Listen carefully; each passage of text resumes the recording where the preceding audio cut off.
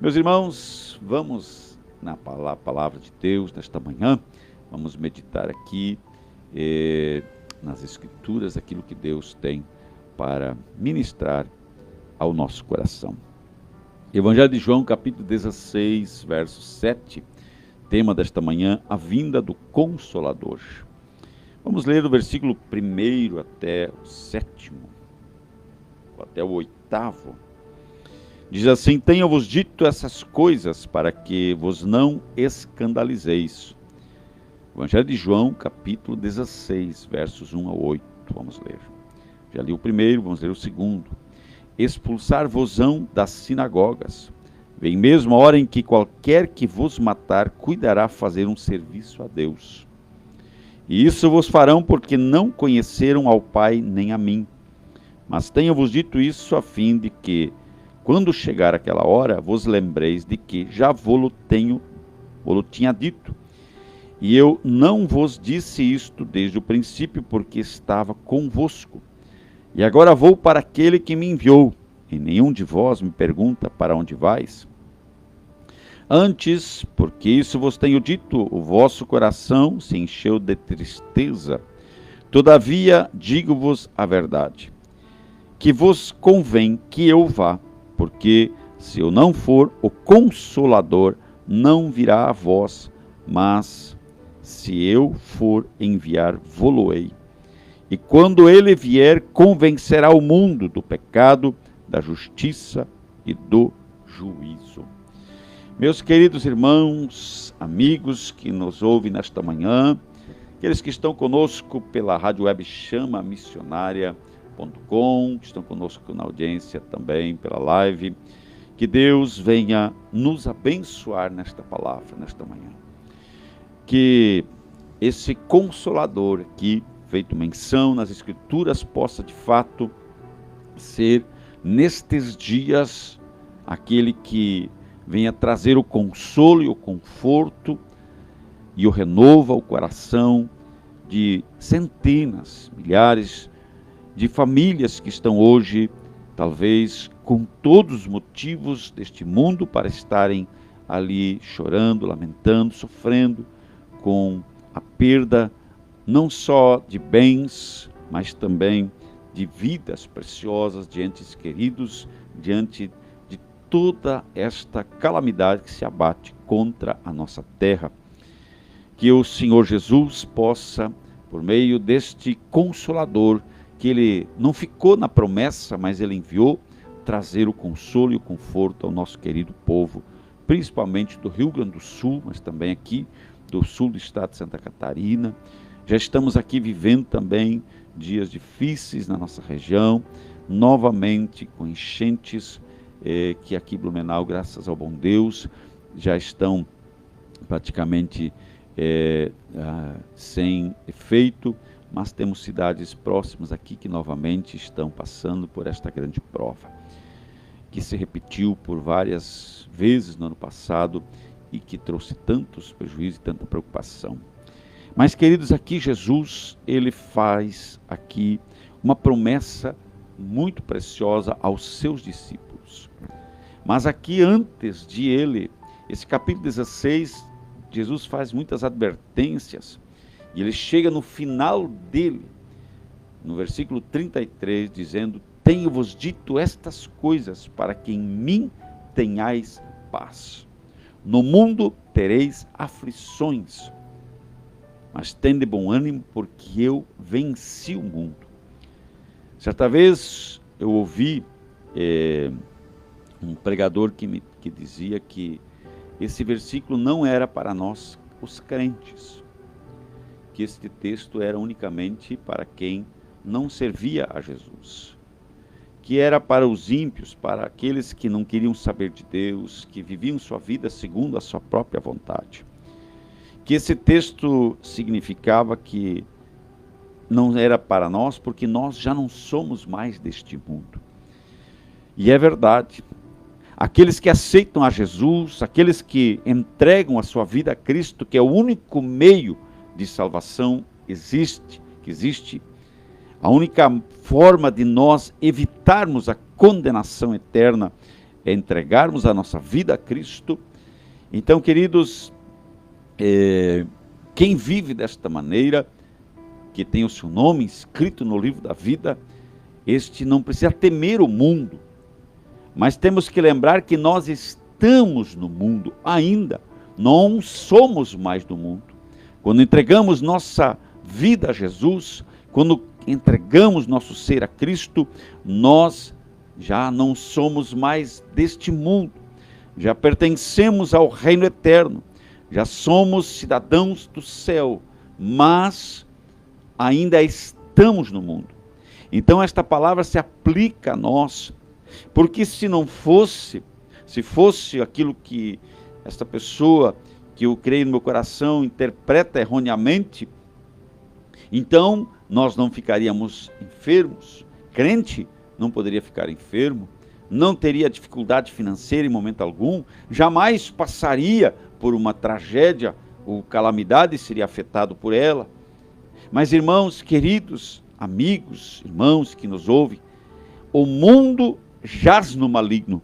Nós temos que entender que quando Adão e Eva desobedeceram a Deus, quando Adão e Eva decidiram desobedecer a ordem do Senhor, e pela sua desobediência, eles contaminaram a terra e amaldiçoaram a terra que estava sob a sua administração.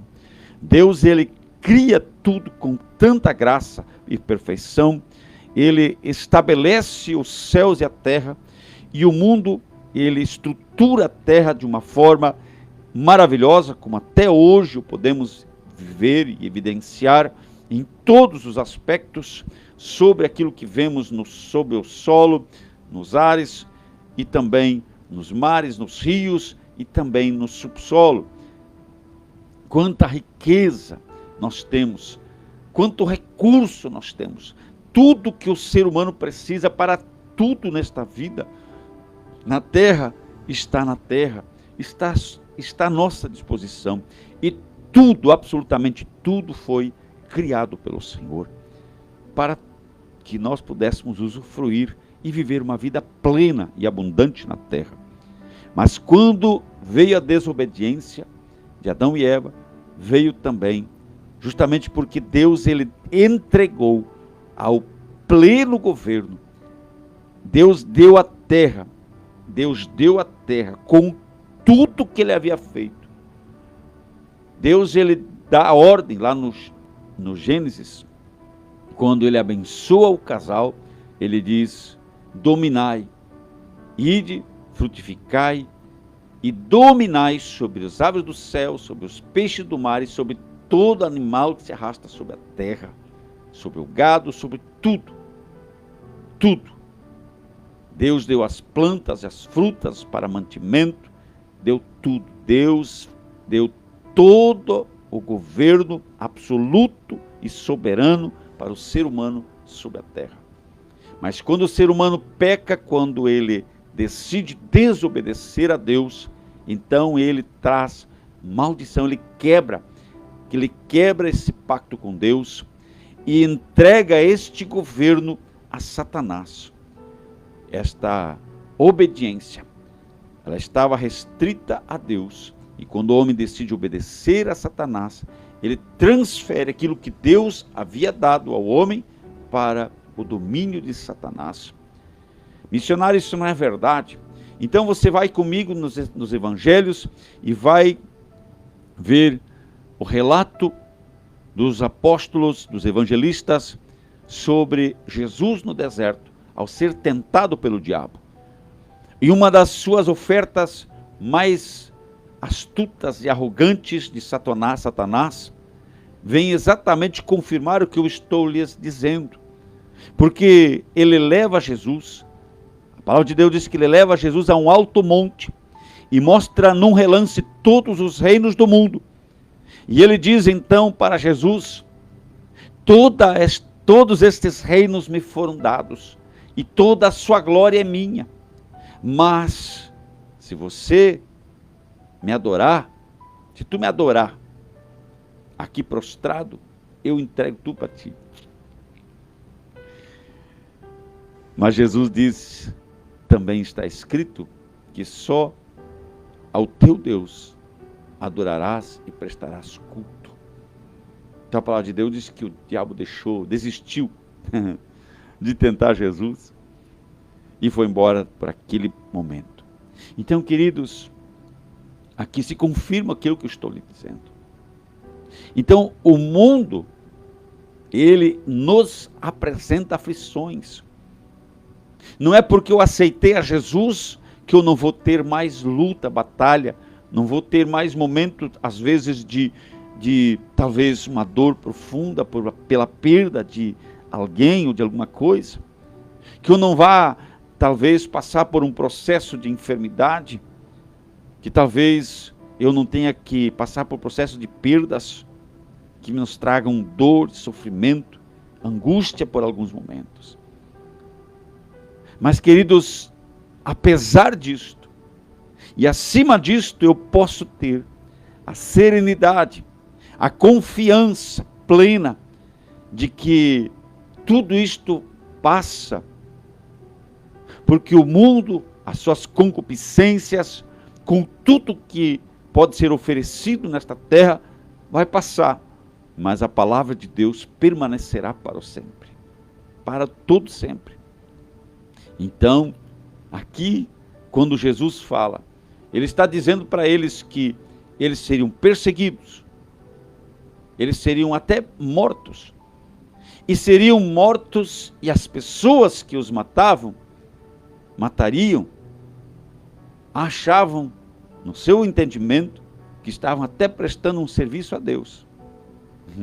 E tem muitos hoje que matam cristãos pelo mundo e imaginam ainda estar prestando um serviço ao seu Deus, ou até ao Deus que nós pregamos.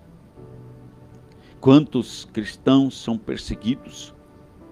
Estou falando de cristãos, aqueles que vivem a palavra, não os nominais. Nós temos cristãos nominais e nós temos cristãos, aqueles que de fato rendem a sua vida a Cristo, obedecendo a sua palavra. Jesus diz: conhecereis a verdade e a verdade vos libertará. Jesus havia pregado no capítulo 8 de João, depois você confere lá, e no versículo 30 diz que muitos creram na sua palavra. No 31 diz, Jesus dizia aos que creem, tinham crido no seu nome. E aí quando ele fala no versículo 32 do capítulo 8, e conhecereis a verdade vos libertará, eles se indignaram, os mesmos que haviam crido, que haviam ali crido na sua mensagem, porque viram os sinais, as maravilhas, e ouviram a sua palavra, creram. Mas quando são confrontados pelo mesmo Senhor, então eles se revoltam contra Jesus. E a revolta durou até a morte na cruz de Cristo. E até hoje os judeus ainda, muitos deles não aceitam, se revoltam. Se alguém falar de Jesus perto deles, eles se revoltam. Eu vi uma cena de uma jovem que até tinha uma boa intenção, mas faltou-lhe muita sabedoria. No dia lá de uma das festas mais vivenciadas, e ali que os judeus têm 3 festas que eles fazem questão de estar, eles não perdem essas festas. E uma jovem, como eu já falei, ela tinha uma boa intenção, mas faltou completamente com a sabedoria. Ela foi no meio daquela festa e começou a anunciar a Jesus no meio daquela festa. E ela só não foi ali maltratada com mais rigor fisicamente, até correndo risco de morte, porque as autoridades intervieram e tiraram ela dali. Porque as crianças, meninos pequenos, foram confrontá-la e se levantaram contra ela com uma dureza. Porque eles não aceitam Jesus. Porque se você analisar a história, queridos, se você analisar a história, você não pode condenar um judeu, ou alguém que seja israelense, por ele não aceitar o nome de Jesus, porque por causa do nome de Jesus, milhares, milhões de judeus foram mortos. Pessoas que usavam o nome de Deus para tentar eliminar. As cruzadas que houveram na história medieval, elas não tinham o interesse final de trazer Cristo para aquelas pessoas, não. Eles tinham por trás de tudo isto uma ação definida, bem elaborada, de Satanás para destruir Israel, para varrer o povo de Israel do mapa, para destruir a nação de Israel. Porque se destrói a nação de Israel, não se pode cumprir as profecias bíblicas. Ela só pode se cumprir com a nação de Israel estabelecida. Por isso que hoje você vê novamente o mundo se levantando contra Israel, tentando de todas as maneiras. Se você perguntar para um árabe, para qualquer daquelas nações ao redor, você vai perguntar para ele, se ele for sincero, vai dizer: Israel tem que desaparecer. Israel tem que ser varrido do mapa, não pode existir mais um israelense.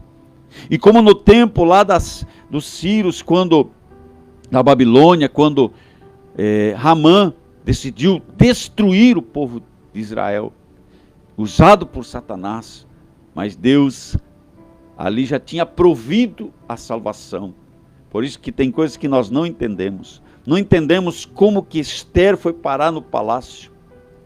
Por causa do não daquela rainha Vasti, que decidiu dizer não para um rei, o que era inconcebível. Tanto é que ela foi destituída do seu cargo. Ninguém mais sabe da história dela, provavelmente ela foi jogada aí à sarjeta. E Esther assumiu o cargo de rainha, mas era Deus provendo para guardar o seu povo. Deus guarda o seu povo. Você e eu somos como a menina dos olhos do Senhor. Deus guarda, mesmo quando tudo parece estar ruindo à sua volta, saiba por certo que Deus está cuidando de você. Aleluia, Deus está no controle de todas as coisas. E aqui Jesus ele está fazendo um alerta, voltando aqui para a palavra. Jesus aqui está alertando os seus discípulos de que depois que ele for embora, que ele voltar aos céus, ele enviaria o Consolador, justamente porque haveria perseguição, haveria momentos de choro, de dificuldade, de luta, de batalha. E nós vamos ler o livro de Atos, nós vamos ver ali, já logo em seguidinha, começa uma grande perseguição. E não começou com as nações vizinhas, com os povos ímpios, que não conheciam e não serviam o Deus de Israel. A perseguição contra os fiéis discípulos de Jesus, que depois lá no capítulo 16, em Antioquia, começaram a ser chamados de cristãos, que significa pequeno Cristo. Eles não foram perseguidos pela Babilônia, pelos assírios, pelos países, pelos egípcios, pelos sidônios, enfim, os países ao redor de Israel. Eles começaram a ser perseguidos por aqueles que serviam ou diziam servir ao mesmo Deus que enviara Cristo à terra para morrer na cruz e salvar a humanidade. Um dos mais ferrenhos perseguidores e matadores de cristãos foi o apóstolo Paulo, ou conhecido como Saulo de Tarso. Paulo não é que Deus mudou Saulo para Paulo, não. É a transliteração do nome em nossa língua portuguesa. Shaul, Saulo, vira para o português Paulo.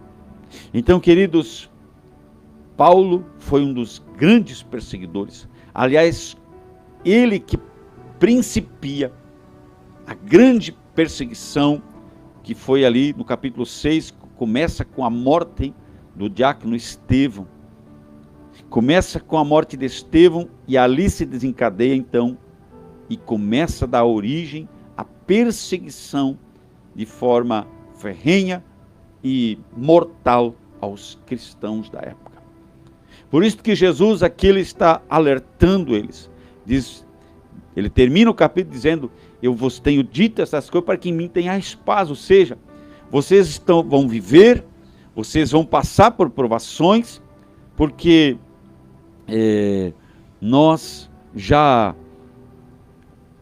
vocês já estão avisados. Vocês vão passar por situações das quais eu já vos alerto de antemão. Vocês vão passar, para que vocês possam estar cientes e firmados sobre a palavra, para que não venhais a desistir do Senhor e da salvação e do propósito para o qual o Senhor vos escolheu. Então aqui Jesus diz que expulsar-vos-ão, e vem mesmo a hora em que qualquer que vos matar, cuidará fazer um serviço a Deus. E isso vos farão, porque não conheceram ao Pai nem a mim. Então, queridos, as pessoas não conhecem o Senhor, não conhecem Deus, não conhecem o Criador, e também não conheceram, e não conhecem, e não querem conhecer a Jesus, o nosso Salvador, o Filho de Deus, que veio ao mundo, que deu a sua vida para salvar a humanidade. Mas Jesus, ele disse: tenho-vos dito isso a fim de que, quando chegar aquela hora, vos lembreis de que já vos tinha dito. E eu não vos disse isso desde o princípio, porque estava convosco. Jesus estava ali presente. Mas olha só o que Jesus promete aqui. No versículo 7 diz: todavia digo-vos a verdade, que vos convém que eu vá, porque se eu não for, o Consolador não virá a vós. Agora há uma grande diferença. Nos tempos que antecederam a vinda de Cristo, Deus, ele descia com seu Espírito, enviava o Espírito Santo para capacitar uma pessoa, um homem, uma mulher, para profetizar, ou para o sacerdócio, ou para mesmo o reinado. Deus, ele ungia alguém com seu Espírito para usá-lo para livrar Israel, como foi Sansão, como foi o rei Davi, foi tantos outros que foram usados por Deus, Samuel, Baraque, Judite, enfim, tem muitos que foram ministrados por Deus, ungidos pelo Senhor, para operar no meio do seu povo Israel. Mas hoje, queridos, nós estamos vivendo uma geração extremamente privilegiada.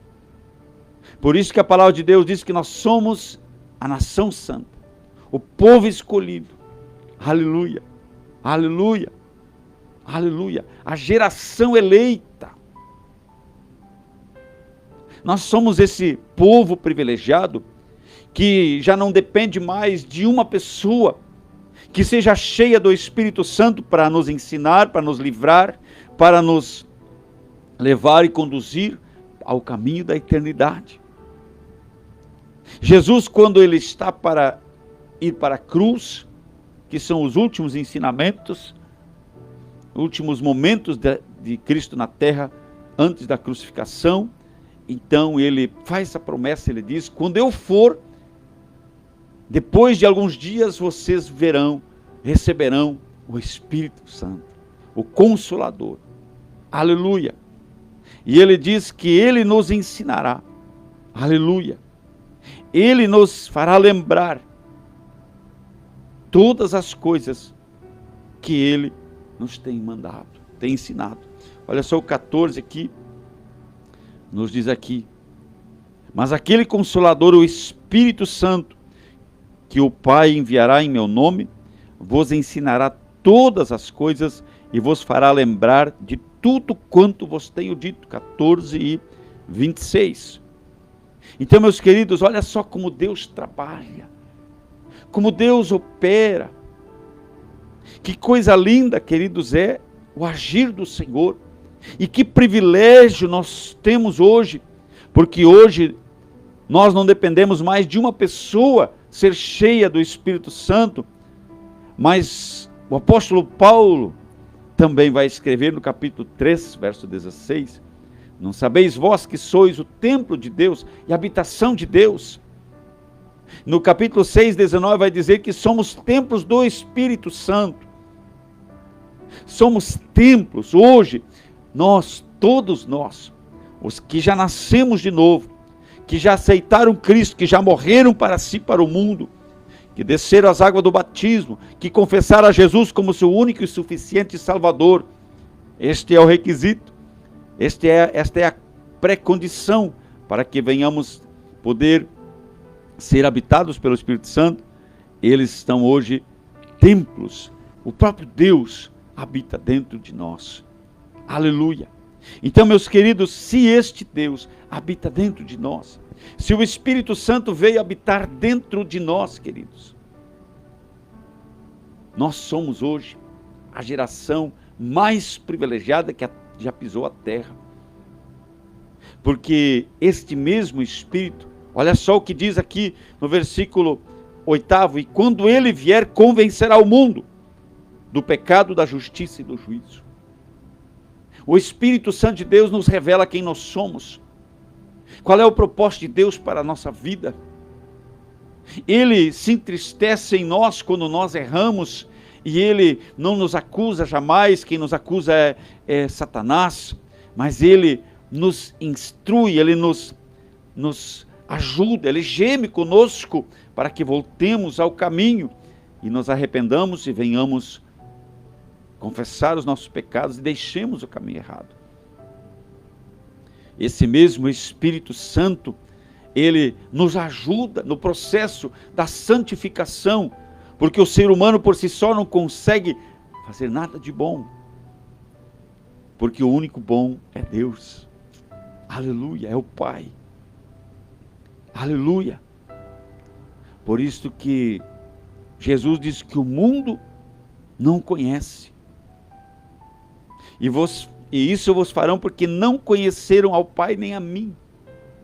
O mundo não o conhece. O mundo não sabe quem é o Espírito Santo, não sabe qual é a sua forma de trabalhar, de agir, não sabe como que ele pode vir morar dentro de nós, não entende como nós podemos ser a morada dele. Por isso que até muitos que se dizem cristãos, nunca jamais tiveram o privilégio de sentir esta presença de Deus em suas vidas, porque jamais entregaram a sua vida a Jesus.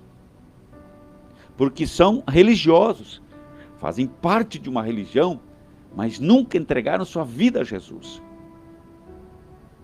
Nunca de fato se renderam a Jesus. Nunca de fato se prostraram diante da verdade e reconheceram que estavam trilhando em caminho que era diferente daquilo que as Escrituras nos apontam. Leem as Escrituras, até pregam as Escrituras, mas não vivem a Escritura. É igualzinho o povo de Israel, quando os religiosos da época de Cristo, que conheciam profundamente as Escrituras, as profecias a respeito do Messias, e quando o Messias se apresenta, eles o rejeitam. Mesmo vendo os sinais, as maravilhas. Tem muitas pessoas que dizem onde está Deus que deixa acontecer tudo isso? Por que Deus permite isso? Tanto dor, sofrimento, criança morrer, mulher ser violentada, morta, catástrofes matando pessoas inocentes. Onde está Deus? Por que Deus permite se Ele é tão bom? Primeiro, porque Deus não interfere no livre-arbítrio da humanidade. Segundo, porque já falamos aqui que a terra foi contaminada pelo pecado. E já em seguidinha, depois da saída do jardim, a terra já recebeu sobre ela o sangue inocente de Abel, morto pelo seu próprio irmão. E assim vai pela história. Então, queridos, o problema está em que esta humanidade, que até diz acreditar em Deus, que até diz que cultua a Deus, que até prega e ensina a palavra, mas não obedece a palavra, não obedece o Senhor. E Jesus nos deixa muito claro: quem me ama, guarda os meus mandamentos. Aleluia. Glória a Jesus. Deus seja louvado em nome de Jesus. Aleluia. Aleluia. Aleluia. Aleluia. Bendito seja o nome do Senhor. Aleluia. Meus queridos, eu sei que tudo está, aleluia, nas mãos daquele que vive, que reina, que é eterno. Tudo depende do Senhor. Tudo é dele. Tudo é do Senhor. Capítulo 14, verso 15, o Senhor Jesus diz: se me amardes, guardareis os meus mandamentos. E eu rogarei ao Pai, e ele vos dará outro Consolador, para que fique convosco para sempre, o Espírito da verdade, que o mundo não pode receber, porque não o vê, nem o conhece, mas vós o conheceis, porque habita convosco e estará em vós. Aleluia! Que coisa tremenda, irmãos! Que coisa linda, que coisa maravilhosa! Aleluia! Como Deus é bom, como Deus é maravilhoso. Quanto amor Deus tem por nós. Porque mesmo salvos em Cristo, mesmo recebendo a Cristo, nós ainda continuamos a práticas muitas vezes vergonhosas. Mesmo recebendo Jesus como nosso único e suficiente Salvador, quantas vezes ainda tropeçamos. Mas Ele continua nos amando, aleluia, e assim será, até a volta de Cristo, até a consumação dos séculos, porque Jesus prometeu para os discípulos, lá em Mateus 28, verso 20 diz, aleluia, que Ele estará conosco, até a consumação dos séculos. Então, queridos, que esse Espírito Consolador tenha seu lugar em nossas vidas. Talvez você me escute, me ouça hoje, nesta oportunidade, e você possa dizer, mas eu nunca senti, eu nunca entendi, eu não sabia, não entendia, ou não entendo como que isso é possível. Como que eu posso ter, como que eu posso ser habitado pelo Espírito Santo, como eu posso ser possuído por Ele, como eu posso me tornar a casa do Senhor. Isso é simples, fácil, já foi resolvido tudo por Jesus na cruz, tudo já foi resolvido. Deus só quer, a única exigência de Deus para conosco, em relação à humanidade, é que nós venhamos ouvir a voz do Senhor Jesus, que bate a porta do nosso coração, abramos a porta, venhamos abrir a porta do coração, convidemos Cristo a entrar, se assentar e se assenhorear da nossa vida, e se tornar dono do nosso viver. Nós vamos às águas do batismo, somos batizados nas águas, morremos para o mundo, e nascemos para Deus.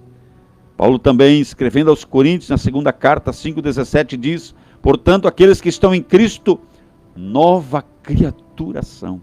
Eis que as coisas velhas passaram e tudo se fez novo. Bendito seja o nome do Senhor, aleluia. Glória a Deus, glória a Deus. Meus irmãos, que coisa maravilhosa. Que coisa maravilhosa, tão fácil e simples, não precisa pagar nada, não precisa comprar nada, Jesus já pagou o preço, Jesus já pagou, o sangue dele já foi derramado, já foi vertido, e tudo isso para nos salvar. Então renda-se a Cristo, renda-se ao seu amor. Ah, missionário, mas por que eu ainda passo por tanta luta? Eu aceitei Jesus e passo por tantas situações difíceis, não compreendo. Peça ao Espírito Santo para que Ele venha ministrar o seu coração, para que Ele venha ali ministrar o teu coração e venha operar, e venha te dar graça, entendimento e sabedoria, para que você viva a plenitude e a virtude de Cristo no seu coração. Obedeça a palavra. Não adianta você se nominar, Você precisa obedecer. Você precisa se render. E você precisa amar e servir a Deus com todo o teu coração, com tudo que você tem, em todo tempo, em todo lugar. Amém, meus queridos? Eu vos deixo nesta manhã esta mensagem, esta palavra. Te deixo